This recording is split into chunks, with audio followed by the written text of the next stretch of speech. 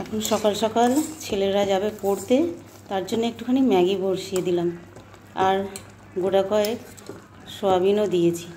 এর কারণ একটাই, নিরামিষ খাওয়ার জন্যই একটুখানি পেঁয়াজ এগুলো দিতে পারিনি, তো তার জন্যই কটা সয়াবিন দিয়ে বানিয়ে দিয়েছি।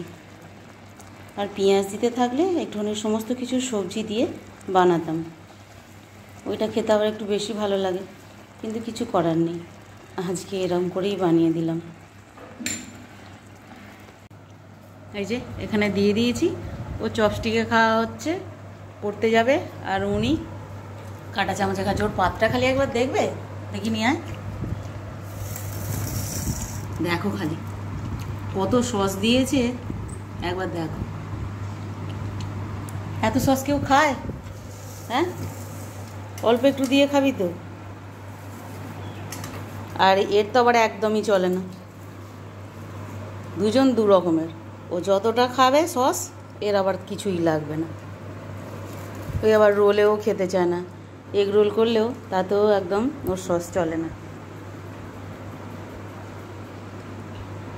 তো চলো, ওরা খেয়ে দিয়ে পড়তে বেরিয়ে যাক, তারপর আমি সমস্ত কাজে হাত দেব। সাইকেলগুলো আগে তোল, সব সাইকেলগুলোকে বার করে রোদ্দুরে রেখে দিয়েছে।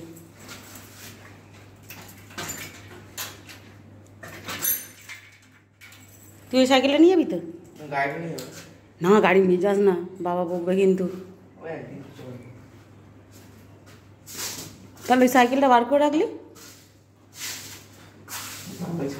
তা এইটা নিয়ে যা, এই গাড়িটা নিয়ে যা। তাহলে এই রে, বাবার গাড়িটা নিয়ে যাই। বাবা তো তুই তো ফোন করে বলতে পারতিস, বাবা কি, বাবা যাওয়ার আগে বলতে পারতিস। আস্তে আস্তে যাবি কিন্তু, ওই সাইকেলটা তুলি না তাহলে।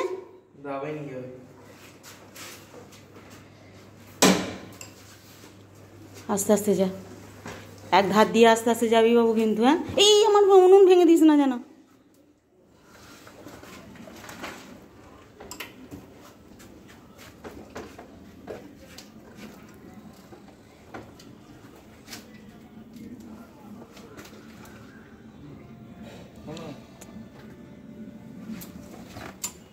জল নিলি না একটা?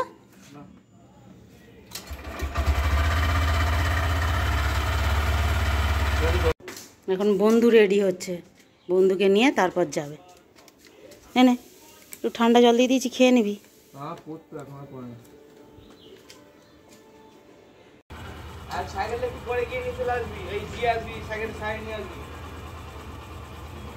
ঠিক আছে, তুই যা। হ্যাঁ, আস্তে আস্তে এক ধার দিয়ে যাবি।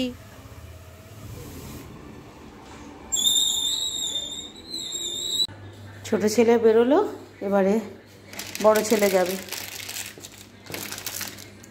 এখানটা আগে পরিষ্কার করে ফেলি, তারপর অন্য কাজ। এই যে এতটা টমেটো কেটেছে বলে চাটনি করার জন্য।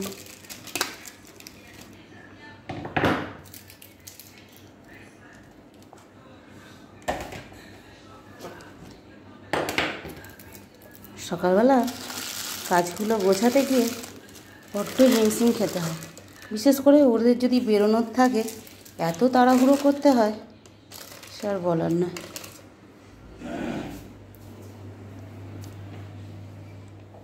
আজকে নিরামিষিতে কি রান্না হয়েছে দেখো, একটুখানি করেছি আলু আর সোয়াবিনের তরকারি,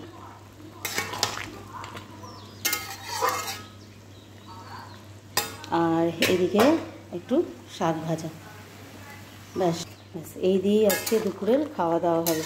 যেহেতু কদিন বলছিলাম নিরামিষ খেতে হবে, আজ কাল পরশু এখনও দুদিন বাকি আছে। এটা শুধু একটুখানি শুকনো লঙ্কা ফোড়ন দিয়ে শাকটাকে ভেজেছি। বলেছিলাম যে শাক নিয়ে আসবে না, এখন পেঁয়াজ ছাড়া শাক ভাজা ভালো লাগবে না খেতে, কিন্তু ওই যে ভুলে গিয়ে নিয়ে চলে এসেছে, ফেলেও তো আর দিতে পারছি না, তাই একটু লঙ্কা দিয়েই করে নিলাম। ব্যাস, সবাই মিলে এখন খেতে বসে পড়েছি, আর সাথে একটু শসা আর লেবু কেটেছি। আর এই গাছের লঙ্কাগুলো তুলে নিয়ে এলাম, জানো, একটা গাছের ডাল দেখছি কীরকমভাবে শুকিয়ে গেছে, কি জানি কি হয়েছে, খুব লঙ্কা হচ্ছে গাছটা, তার মধ্যে আবার দেখছি একটুখানি শুকিয়ে গেছে। কিন্তু একটু দিই, শাক ভাজা দিই। না, আমি শাক ভাজা খাবো না। একটু খাও বাবা, একটু খা। দাও একটু তাহলে। আমার ছেলেদের ধারণা হয়ে গেছে যে শাক ভাজায় পেঁয়াজ না দিলে খেতে ভালো হয় না। নিরামিষ শাক ভাজা খেতে ভালো লাগে না বলো তো? ওটা খালি উল্টো উল্টো খাবে, না খেতে ভালো লাগে।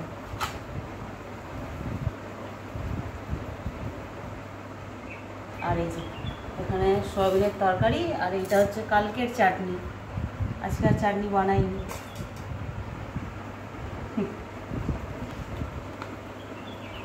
একটাই রান্নার মধ্যে একটাই জিনিস যেটা আর কি একদিন রান্না করলে মোটামুটি 2-3 দিন খাওয়াই যায়, সেটা হলো এই চাটনি। টমেটোর বলো আর আমেরই বলো। টমেটোটা কেটেছিলাম, লাস্টে দেখি আমার ছেলে বলে তরকারিতে, আমি ওকে বললাম যে একটুখানি জিরে মরিচ আর একটু অল্প করে টমেটো দিয়ে একটুখানি মিক্সিটা ঘুরিয়ে দিতে বাবু।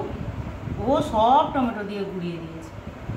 আমি ভেবেছিলাম যে একটু টমেটোর চাটনি বানাবো, টমেটো আর কী করবো বলো, সব তরকারি দিয়ে দিয়েছি। চলো খাওয়া দাওয়াটা করে নিই। আজকেও সকালে কিছুটা কাচাকুচি করেছিলাম, করে আর তাড়াহুড়ো করে দিয়ে গেছি। আর এখন এত সুন্দর একটা হাওয়া হচ্ছে না, কি বলবো, খুব হাওয়া দিচ্ছে। এই বিকেল হলে এত হাওয়া দেয় সে আর বলার না।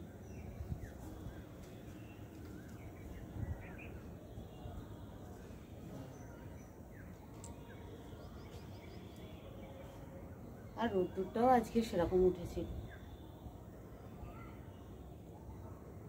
দেওয়ার যখন শুকাতে দিয়েছি তার 1 ঘন্টা পরে এলেই কিন্তু সব শুকিয়ে গেছে, কিন্তু ওই যে কাজের মধ্যে আর আসা হয় না, সেই একদম বিকেল।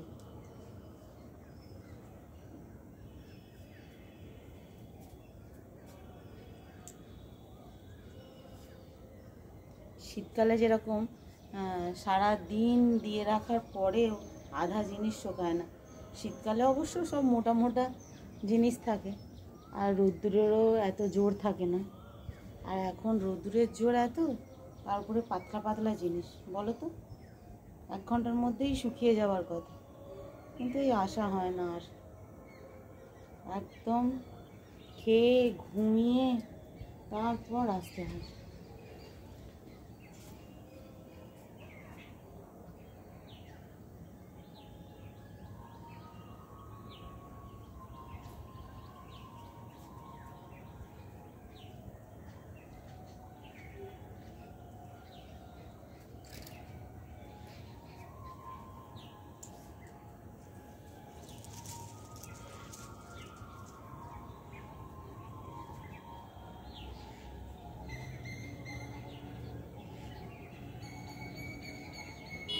ব্যাস, এই যে সব সুন্দর করে গোছানো হয়ে গেল। আর এই বিকেলের সূর্যটা অস্ত যেতে এত ভালো লাগে দেখতে। ব্যাস, আবার কাল।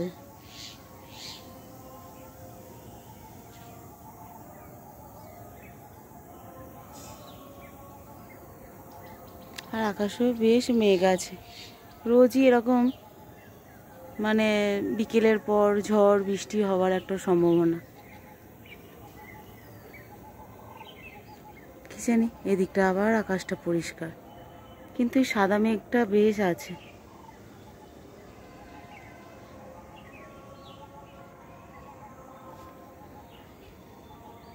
এই মেঘে সচরাচর বৃষ্টি হয় না, সাদা মেঘে।